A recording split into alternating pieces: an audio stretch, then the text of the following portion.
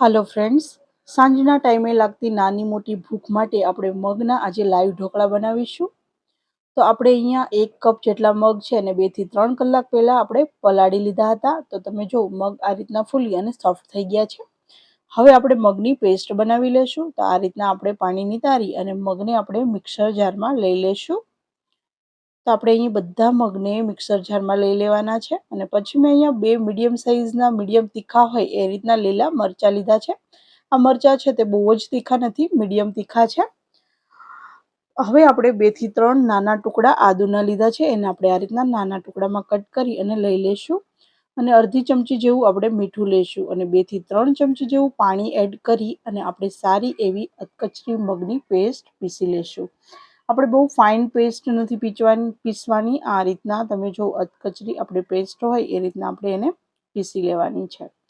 તો મગની પેસ્ટ છે તે આપણી તૈયાર થઈ ગઈ છે. હવે આપણે અહીંયા એક વાસણમાં 1.5 કપ જેટલો ઝીણો રવો લઈશું.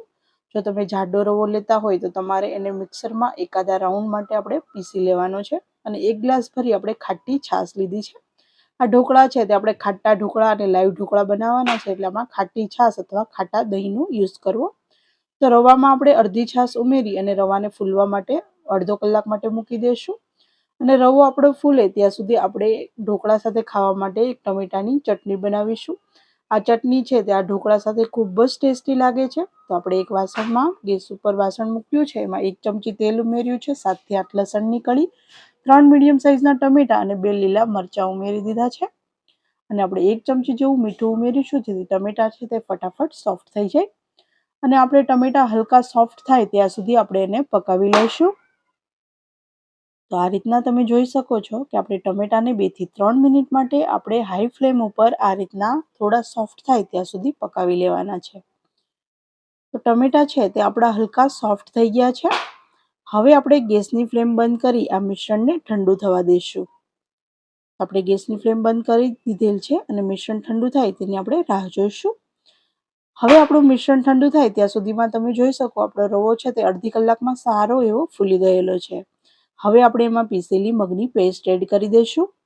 આપણે જે મગને પીસીને રાખ્યા હતા, મગ, લીલા મરચાં અને આદુ, એ આપણે આમાં એડ કરી દઈશું. તો મગની બધી જ પેસ્ટ આપણે વાસણમાં એડ કરી દીધી છે અને વધેલી છાશ આપણે મિક્સર જારમાં એડ કરી અને આ રીતના મિક્સ કરી થોડું ઘણું મિશ્રણ હોય તો આપણે એ રીતના વાસણમાં લઈ લઈશું. અને હવે મિશ્રણને સારી રીતના આપણે મિક્સ કરી લઈશું.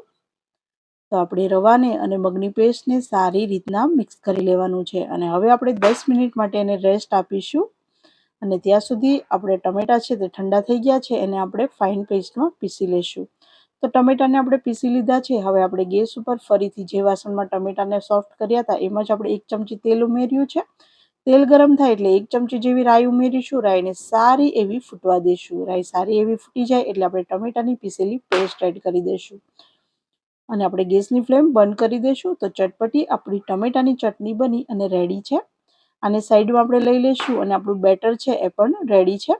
એકવાર આ રીતના બેટરને થોડું ટેસ્ટ કરી લેવું, મીઠા પૂરતી. જો મીઠું ઓછું લાગે તો થોડું એડ કરવું. મને ઓછું લાગ્યું તો મેં 1 ચપટી જેટલું મીઠું એડ કરી અને 1 ચપટી જેટલો ખાવાનો સોડા એડ કર્યો છે.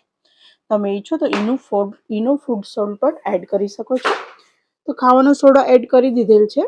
હવે આપણે સારી રીતના મિક્સ કરી લઈશું. અને આમાં જરૂર પ્રમાણે થોડું આપણે પાણી એડ કરીશું, કેમ કે મને બેટર છે તે થોડું ઘટ લાગી રહ્યું છે. તો આપણે આ રીતના પાણી થોડું એડ કરી સારી રીતના બેટરને મિક્સ કરી લઈશું. અને આપણું બેટર છે તે રેડી છે. હવે આપણે 2 પ્લેટ લીધી છે અને આપણે તેલથી સારી રીતના ગ્રીસ કરી લઈશું. આટલા બેટરમાંથી 2 પ્લેટ ભરી અને ઢોકળા બનશે, કેમ કે આ લાઈવ ઢોકળા છે તો આ બહુ જાડા હોતા નથી. આ સરસ એવા પતલા ઢોકળા બની અને તૈયાર થાય છે. તો આપણે આ રીતના બંને પ્લેટને તેલથી ગ્રીસ કરી લીધેલ છે. હવે આપણે એમાં આ બેટર એડ કરી દઈશું. તો આપણે અડધું બેટર બંનેમાં એડ કરીશું, કેમ કે આ ઢોકળા છે તે પતલા સારા લાગે છે, એટલા માટે આપણે બેટર છે તે પતલા લેયરમાં એડ કરવાનું છે. તો આટલા બેટરમાંથી 2 પ્લેટ ભરી અને ઢોકળા બનશે એ રીતના આપણે બંને પ્લેટમાં બેટર લઈ લીધું છે. હવે ઉપરથી આપણે લાલ મરચું પાવડર થોડું સ્પ્રેડ કરી દઈશું. તો આ રીતના બંને પ્લેટમાં થોડું લાલ મરચું પાવડર આપણે સ્પ્રેડ કરી દીધું છે. અને આપણે પહેલેથી જ ગેસ ઉપર પાણી ગરમ થવા મૂકી દીધેલ હતું. તો આપણે એક કડાઈમાં 2 થી 3 ગ્લાસ જેટલું પાણી ગરમ મૂકેલ છે અને હવે આપણે એક સ્ટેન્ડ મૂકી એના ઉપર આ રીતના બંને પ્લેટ ઢોકળાની મૂકી દઈશું. તો આ રીતના મેં નાની મોટી પ્લેટ લીધી છે જેથી એકની ઉપર બીજી પ્લેટ આવી જાય. અને ઉપરથી આપણે આ રીતના પ્લેટથી ઢાંકી અને 15 મિનિટ માટે ઢોકળાને સ્ટીમ થવા દઈશું.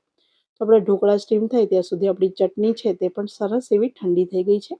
હવે આપણે એમાં થોડા ફ્રેશ ધાણા ઉમેરીશું અને મિક્સ કરી અને ચટણી આપણી સર્વ કરવા માટે રેડી છે. અને 15 મિનિટ પછી આપણે ઢોકળાને જોઈ લઈએ તો આપણા ઢોકળા છે એ પણ સરસ રીતના સ્ટીમ થઈ ગયા છે. પણ આ રીતના આપણે ચાકુની મદદથી એકવાર ચેક કરી લઈશું અને પછી એને આપણે બહાર કાઢીશું. તો ચાકુ આપણે એડ કરી હતી તો ચાકુ એકદમ ક્લીન બહાર નીકળે છે, મતલબ આપણા ઢોકળા છે તે સરસ સ્ટીમ થઈ ગયા છે. બંને પ્લેટને બહાર કાઢી લીધી છે અને સારી રીતના ઠંડી થવા દેવાની છે. તો પ્લેટ આપણી ઠંડી થઈ જાય એટલે આપણે એને આ રીતના આપણે કટ કરી લઈશું. તો અહીંયા હું સ્ક્વેર શેપમાં ઢોકળાને કટ કરી રહી છું. તમને જે કોઈ શેપ પસંદ હોય એ શેપમાં તમારે કટ કરી લેવા. હવે આપણે ઢોકળા માટે એક વઘાર તૈયાર કરીશું. તો આપણે ગેસ ઉપર વઘાર પેન મૂકેલ છે, એમાં આપણે 1.5 ચમચી જેવું શીંગ તેલ લીધેલ છે. તેલ આપણું ગરમ થાય એટલે 1 ચમચી જેવી રાઈ ઉમેરીશું. રાઈને સારી એવી આપણે ફૂટી જવા દઈશું. રાઈ સારી એવી તતડી જાય એટલે એમાં 1 ચમચી જેટલું જીરું એડ કરી ગેસની ફ્લેમને આપણે બંધ કરી દઈશું, જેથી આપણો વઘાર છે તે જરાય બળે નહીં. ગેસની ફ્લેમને બંધ કરી અને પછી આપણે 2 ચમચી જેવા સફેદ તલ ઉમેરીશું. તલ સારા એવા તેલમાં સતળાઈ જાય એટલે આપણે વઘારને ઢોકળા ઉપર આ રીતના ચમચીની મદદથી એડ કરી દઈશું. તો આ રીતના ચમચીની મદદથી થોડો થોડો વઘાર આપણે ઢોકળાની બંને પ્લેટ ઉપર એડ કરી દઈશું. આ રીતના વઘાર કરવાથી ઢોકળા બહુ જ સરસ લાગે છે અને ટેસ્ટ પણ ખૂબ સારો આવે છે. તો આપણે વઘારને એડ કરી દીધો છે. હવે હું તમને અહીંયા ઢોકળા કાઢીને પણ બતાવું તો તમે જોઈ શકો છો સરસ એવા પતલા એકદમ જાળીદાર આપણા મગના ઢોકળા બની અને તૈયાર થયા છે. તો ઢોકળા આપણા તૈયાર થઈ ગયેલ છે. હવે આપણે એને એક સર્વિંગ પ્લેટમાં સર્વ કરી લઈશું. તો આપણે ઢોકળાને સર્વ કરી લીધા છે. હવે સાથે આપણે ટમેટાની ચટણી પણ સર્વ કરીશું. આ ચટણી સાથે આ ઢોકળાનું કોમ્બિનેશન છે તે ખૂબ જ સરસ લાગે છે. એકવાર આ રીતના આ ચટણી સાથે આ ઢોકળા જરૂર બનાવજો. ખૂબ જ ટેસ્ટી લાગે છે અને ઘરમાં નાનાથી લઈ મોટા સુધી બધાને બહુ જ ભાવશે. એટલા સરસ આથા વગર આપણા ઇન્સ્ટન્ટ મગના ઢોકળા બની અને તૈયાર થઈ જાય છે. તો એકવાર આ રીતના સાંજના ટાઈમે લાગતી નાની મોટી ભૂખ માટે અથવા તો રાતના ડિનર માટે મગના લાઈવ ઢોકળા જરૂર બનાવજો અને મને કોમેન્ટ કરજો તમને મારી આજની આ રેસિપી કેવી લાગી. ફરી મળીશું આપણે બીજા આવા નવા અને યુનિક વિડીયો સાથે. ત્યાં સુધી મારી ચેનલ ઉપર નવા હો તો ચેનલને સબસ્ક્રાઈબ કરજો, વિડીયોને લાઇક કરજો અને શેર કરવાનું ભૂલશો નહીં. ફરી મળીશું, ત્યાં સુધી આવજો.